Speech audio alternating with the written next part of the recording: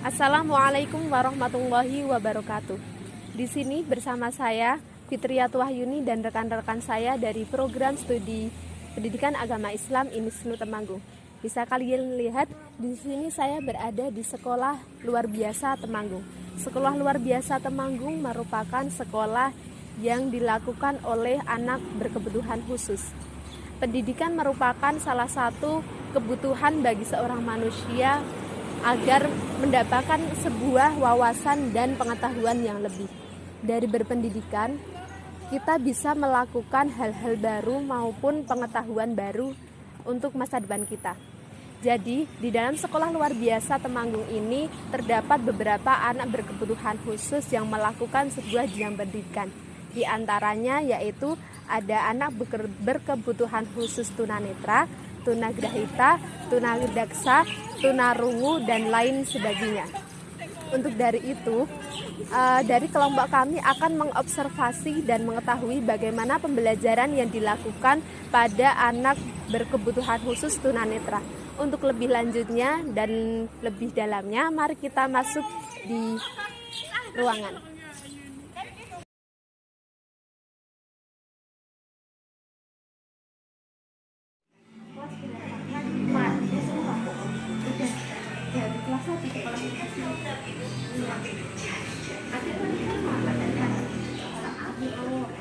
Kalau sekolah di sini senang nggak? Senang. Terus pembelajarannya di sini apa aja yang didapatkan sama adik? Agama. Ada agama. Terus ada apa lagi? Ada matematika? Ada. Terus teman-temannya di sini berapa aja sih? Teman-temannya Mas Tama?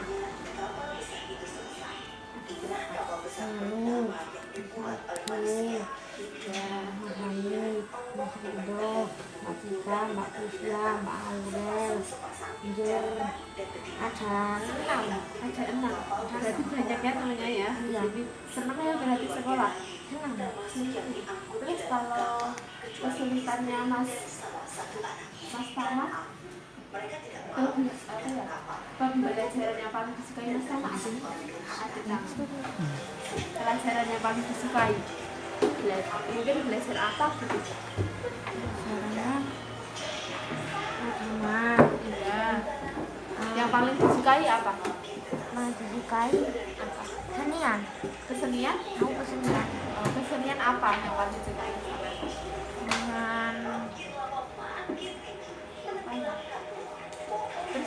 Warok. Apa? Warok.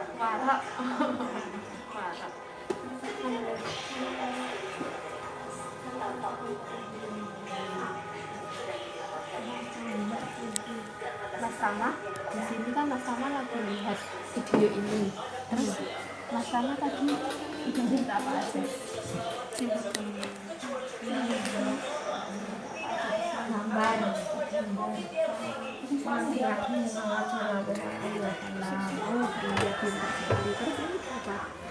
Ini ke tulisannya. Oh, di sini menceritakan apa yang sama? Dulu kamu pas itu dilihat.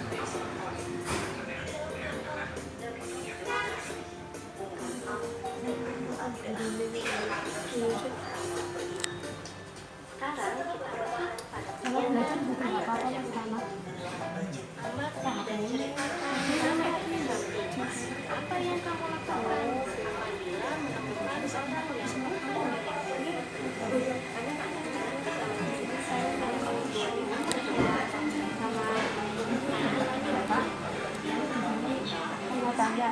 Kalau tahu namanya siapa ya? Kalau tahu aslinya itu saya sedang lagi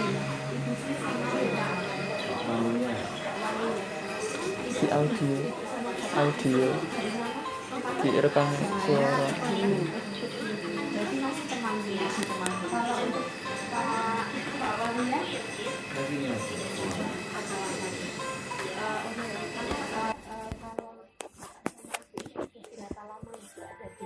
sini di sekolah sini saya sejak ini udah lama sejak 2001. Tapi dulu waktu 2001 sampai 2009 itu saya juga ngajar di SMB Melati, tapi yang full di sini itu sejak 2009. 2009. Kalau Bapak sama Saya mulai di sini tahun 2012. 2012. Jadi saya berkecimpung di SLB itu sejak tahun 2005. 2005. Tapi di sini tugaskan di sini sejak 2012. 2012. Terus apakah Bapak sama Ibu ini hanya mengajar pada tunanetra aja atau yang lainnya, misalkan tunadaksa atau yang lainnya? Kalau saya emang dulunya itu dari gabungan ya, dulu kan A itu baru sedikit, jadi ini agak panjang mungkin saya cerita awalnya gitu. Iya. Awalnya ada jurusan A, kalau dulu itu kan di sini belum ada A, terus lama-lama saya megang awalnya itu anak tunagrahita, tapi kan terus ada anak A kita terima 1, 2 sampai akhirnya ngumpul jadi 7. Nah dari kumpul dari 7 itu saya berpikiran dan mengajukan sama kepala sekolah, kok kasihan kalau dicampur sama anak C, jadinya saya berdiri sendiri untuk kelas A, dan awalnya itu 7 anak saya yang dipasrai, walaupun latar belakang saya mungkin bukan dari tunanetra tapi tunagrahita, dan saya belajar untuk anak tunanetra. Jadi khusus mulai itu saya khusus anak tunanetra karena belum ada guru yang memegang tunanetra. Terus sekarang ditambah Pak Gin itu sejak tahun berapa 3 tahunan atau sekarang itu dia juga tunanetra. Iya, Bu. Terus kalau Bapak apakah hanya mengajar tunanetra saja atau yang lainnya? Untuk saya mengajar semua jenis keturunan. Kenapa? Saya di sini mengajar mapel mata pelajaran olahraga. Olahraga. Jadi semua anak-anak berketurunan di sini saya mengajar semuanya, dari A, B, C, D, autis, itu saya mengajar semuanya. Iya, Pak. Terus saya mau tanya lagi, bagaimana pendapat Bapak sama Ibu untuk melakukan pembelajaran sama tunanetra? Apakah ada misalkan ada keluhannya atau apa gitu, Bu? Atau senangnya gimana untuk mengajar tunanetra gitu? Ya kalau saya itu memang senang dengan tunanetra.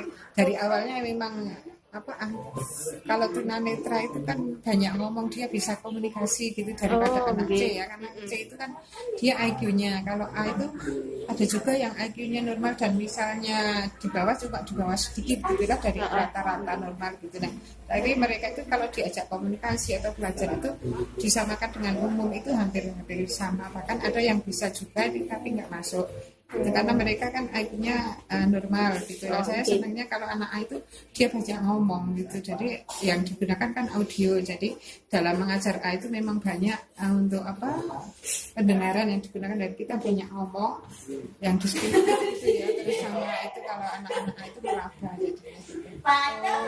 Terus hambatannya ya kalau anak A itu susahnya saya ya kalau mau mengajarkan yang misalnya barang-barang yang nggak bisa dipegang, misalnya seperti kita mau mengajarkan barang-barang yang berbahaya, itu yang kadang deskripsinya kita itu susah gitu, karena misalnya seperti kalau misalnya hewan yang bisa dipegang itu dia bisa diraba ya, tapi kalau yang bahaya misalnya seperti macan seperti kan kita nggak bisa itu megangkan ya, itu kesulitannya ya kalau hal-hal yang bahaya itu kita nggak bisa langsung anak-anak itu meraba. Terus bagaimana pembelajaran apakah ada perbedaan atau kesamaan antara mengajar anak biasa sama tunanetra? Persamaannya itu kalau kurikulumnya itu hampir sama, cuma ini kita memang harus dibedakan ya. Kalau dari anak tunanetra itu kan tetap mereka membutuhkan kebutuhan khususnya itu dari mereka, ya harus kita mengajarnya sesuai dengan kebutuhannya dia dan kemampuannya dia. Kadang kita satu kelas saja beda-beda gitu. Memang harus banyak ngomong sesuai kurikulumnya. Misalnya hari ini dia memang belajar membilang 1 sampai 50 misalnya untuk kelas 4 ya. Tapi di sini itu saya ngajar kelas A itu dari kelas 1, 2, 3, 4 dan 5. Jadi itu beragam sekali menurut kemampuan mereka. Kadang kalau yang mereka bisa sampai 50 ya saya ajari yang 50 gitu. Tapi awalnya pokoknya intinya saya ngajarkan sampai 50. Nanti kalau udah sampai tugas individu itu mereka saya sesuaikan dengan kemampuannya. Kadang ada yang bisa sampai 50, ada yang bisa membilang cuma sampai 20. Nah, itu yang harus kita tekankan di SLP, harus sesuai dengan kebutuhan dan kemampuan mereka. Itu bedanya sama dengan yang umum. Terus kalau tadi kan saya sudah lihat Mas Tama itu, kayaknya kalau Mas Tama penglihatannya masih terus apakah semua anak ini memang tidak bisa melihat atau ada kekurangannya atau gimana gitu? Itu semua macam-macam yang nggak ada. Ini ada yang total sejak lahir, ada yang terus ada yang cuma gelap tapi cuma nggak kelihatan, cuma ada kayak cahaya gitu aja. Tapi kebanyakan mereka kalau untuk nulis biasa lihat papan tulisan di ini nggak bisa semua. Saya nggak bisa semua. Jadi mungkin ada yang low visionnya juga low vision parah gitu loh. Kalau dulu yang sudah lulus itu pernah low vision cuma 1 gitu, tapi dia bisa ngerjakan, bisa nulis walaupun tulisannya harus besar-besar gitu. Tapi untuk anak didik saya ini yang sekarang nggak aja bisa nulis dan mereka harus menggunakan braille. Kalau untuk anak tuna kan harus wajib bisa braille. Bu, kalau bisa mau lihat tulisan dari tunanetra braille itu tulisan anak-anak ya, itu anak-anak bisa biar ya tulisan anak-anak lah yang anak-anak ini karena kan selama ini pandemi jadi kita belum bisa ini ya. Tapi kemarin hasil itu terus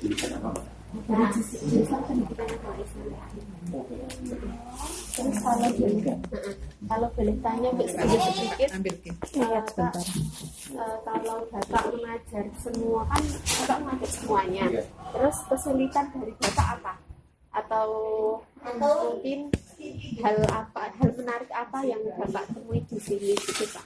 Iya, kalau namanya anak berkebutuhan khusus itu kan masing-masing mempunyai karakteristik yang berbeda. Iya Pak. Sehingga kami sebagai guru itu kan harus bisa menyesuaikan, oh ini anak A, sebagaimana tadi sudah sampaikan Bu Sri Kampati bahwa anak A itu biasanya dalam berbicara itu dia lebih aktif ya, tapi kan dalam pembelajaran kita harus memang pakai trik khusus.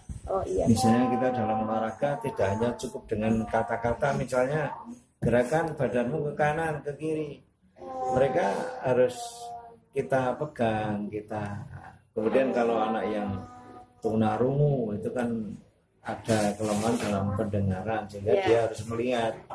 Kalau anak seperti ini kan dia tidak bisa melihat tapi kan bisa mendengar dengan kata-kata. Tetapi kalau kita memberi contoh, itu kan kita beri contoh tanpa kita peragakan cara langsung, kita arahkan misalnya gerakan apa, mereka tidak tahu seperti itu. Nah gitu. Jadi masing-masing itu mempunyai kelebihan dan kekurangan masing-masing. Kalau untuk anak tuna grahita ya, yang hambatan pemikiran itu kita juga suka dukanya ya semuanya itu ada. Bila kita memberikan anak tunagrahita, kita memberikan instruksi, kadang kan mereka tidak paham, harus ekstra dalam pengarahannya seperti itu. Kalau anak autis itu mereka sulit perhatiannya, perhatiannya kan terpecah, jadi sulit untuk fokus.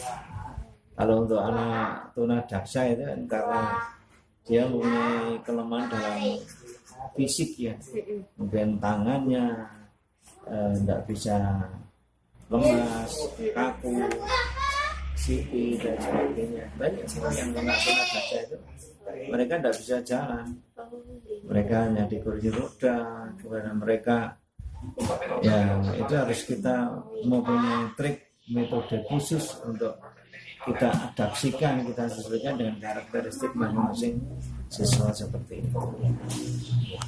Pak, terima kasih, saya mau lihat. Oh iya, silakan. Ini tadi hasil braille, tapi ini hasil yang kelas besar. Kalau anak-anak ini belum begitu, ini yang kelas kecil itu belum begitu menguasai.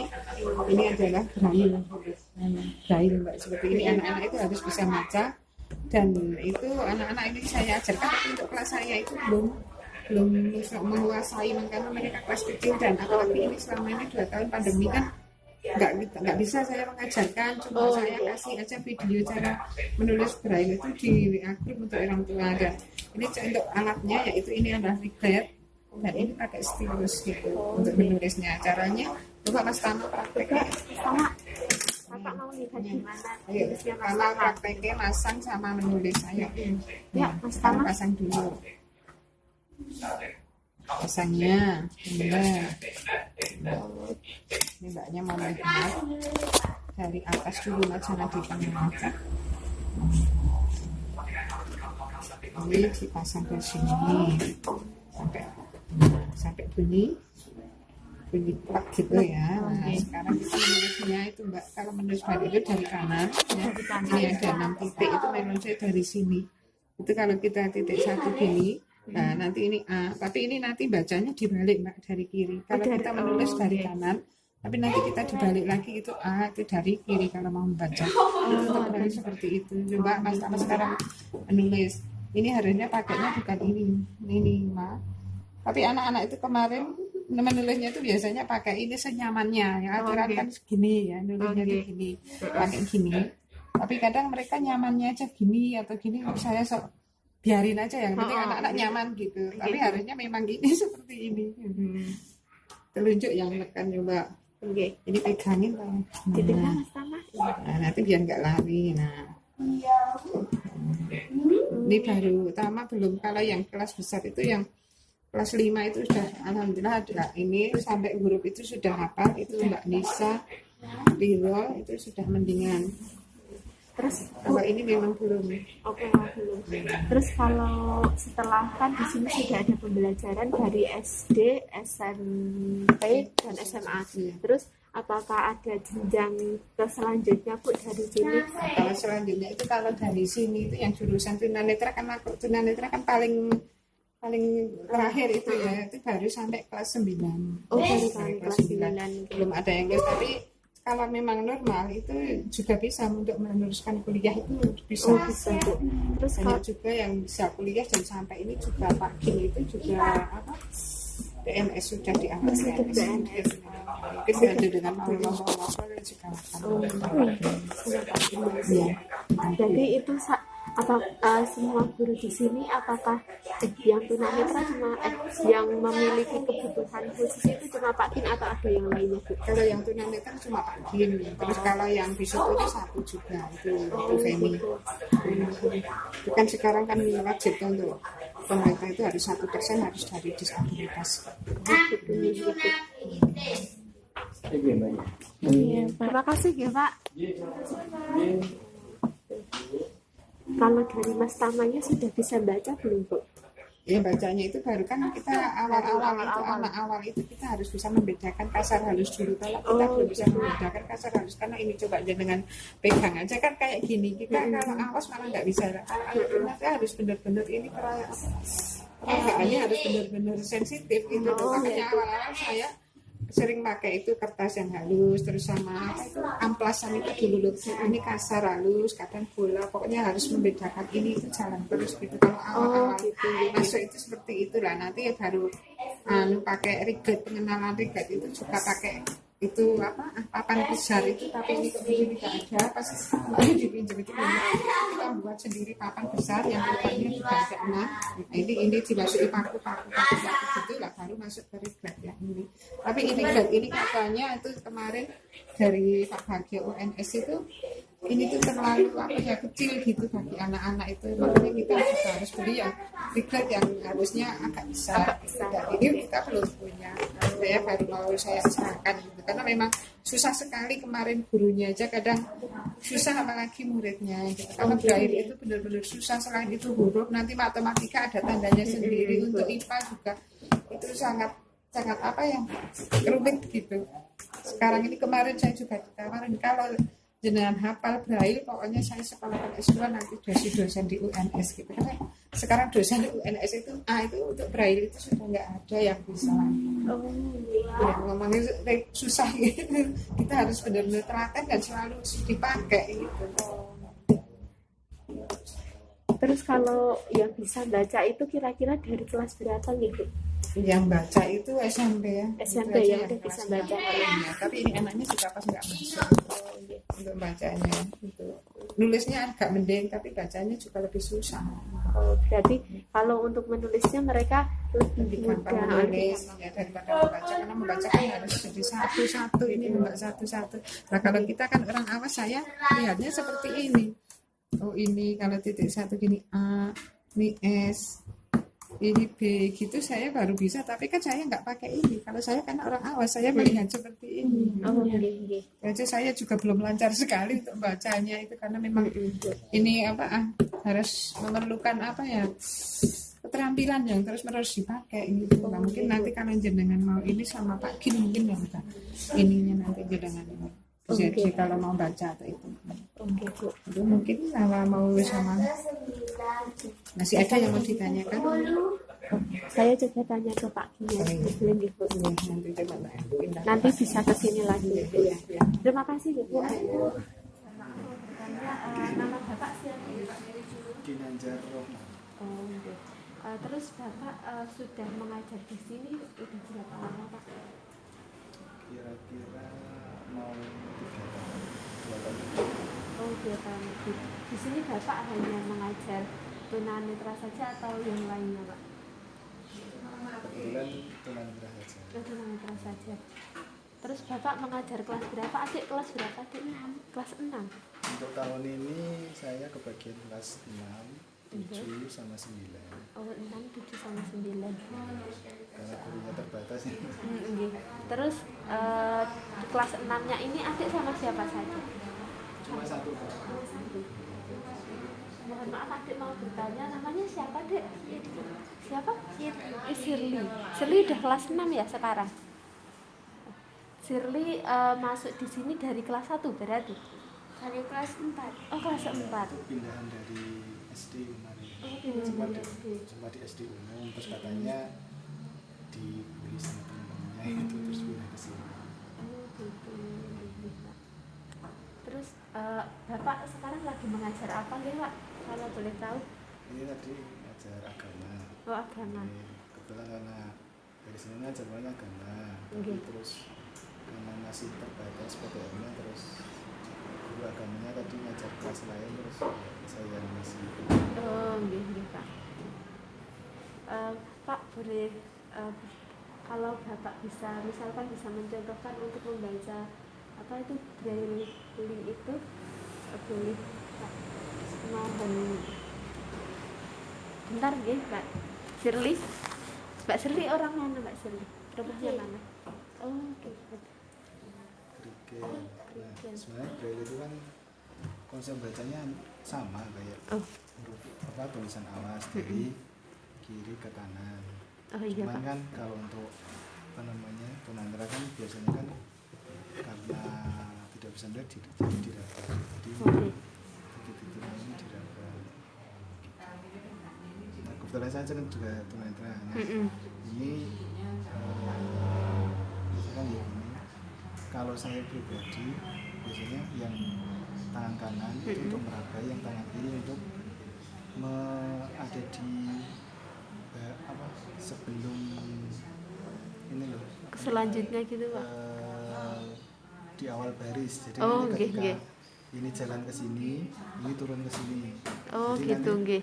misalkan sampai sini terus langsung gini. Jadi Oh. mesti nggak mencari-cari lagi. Menjaga Oke. baris gitu. Ya, jadi kan yang kanan jalan ke sini, misalnya ini Oke, Pak. 12 strip 1 strip 2022. Oh, nggih. Nah ini terus turun ke sini. Jadi ini untuk patokan. Nggih. Kalau yang mungkin secara teori itu kalau mau cepet pakai 3 jari. Cuman saya nggak terlalu bisa. Oh, nggih, Pak. Gitu. Jadi sama kayak tulisan biasa. Novel Hanif. Oh, terus Pak mau bertanya kalau tulisan angka sama tulisan huruf itu apakah sama, Pak? tombol-tombolnya itu maksudnya titik-titiknya itu hampir sama atau perbedaannya di mana Pak? Tulisan angka sama huruf. Angka sama huruf ya. Mm-mm. Sebenarnya kan Braille ini kan satu karakter itu kan dibentuk dari kombinasi 6 titik. Oh nggih 6 titik. Ada 6 titik toh. Jadi kalau 6 titik ini dikombinasikan itu kalau secara teori, tapi saya sendiri juga nggak ngitung itu kalau secara teori itu cuman bisa terbentuk sekitar 63 karakter. Jadi karena sangat terbatas maka banyak kode-kode yang mungkin hampir sama. Kayak misalkan angka itu sebenarnya basicnya huruf A sampai J.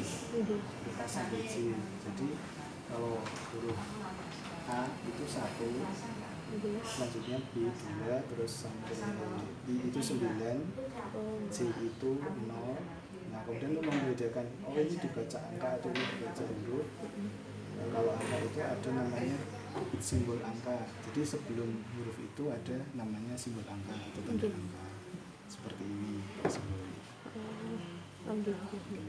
Jadi misalkan ini kan simbol angka, jadi ini dibaca 1. Kalau misalkan nggak ada simbol angkanya ini, yang ini dibaca A. Jadi perbedaannya ada pada simbol. Terus hal menarik apa yang bisa Bapak dapat dalam mengampu anak tunanetra ini Pak? Termasuk Bapak gimana? Saya kan ngajar dari 2017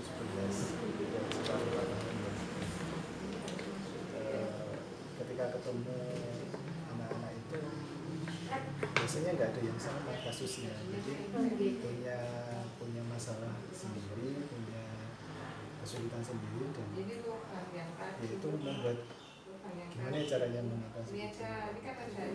Dan misalkan dulu sebelum di sini saya kan ngajar di itu mungkin secara Braille sudah bisa, cuman mungkin anaknya kurang pede, ini jadi mungkin dari sisi motivasinya perlu ditingkatkan. Nah di sini misalkan di sini anak-anaknya walaupun sudah gede-gede tapi untuk Braille-nya sendiri masih kurang, sehingga gimana ya caranya biar anak-anak itu bisa tetap maksimal gitu belajarnya. Kalau boleh tahu Bapak ini dari lulusan mana ya Pak? Saya UNY. Terus